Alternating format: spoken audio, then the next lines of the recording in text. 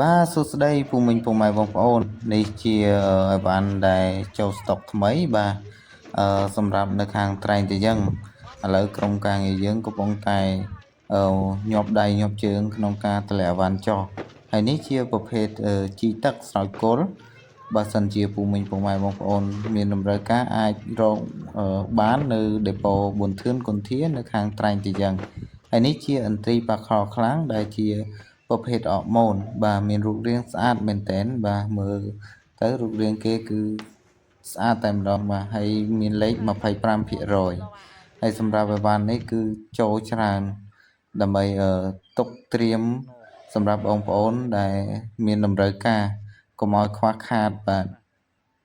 អញ្ចឹងយើងមានច្រើនក្នុងការចូលស្តុកដែលមានប្រភេទជីទឹកអរម៉ូ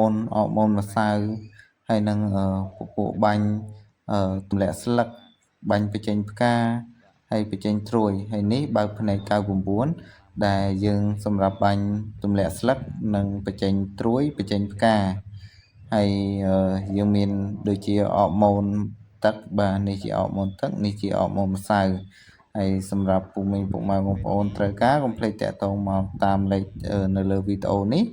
ឬក៏ដេប៉ូប៊ុនធឿនគុន្ធាក្រុមការងារយើងក៏បានទម្លាក់អីវ៉ាន់រួចហើយក៏ត្រៀមដំណើរទៅវិញហើយទៅវិញហើយ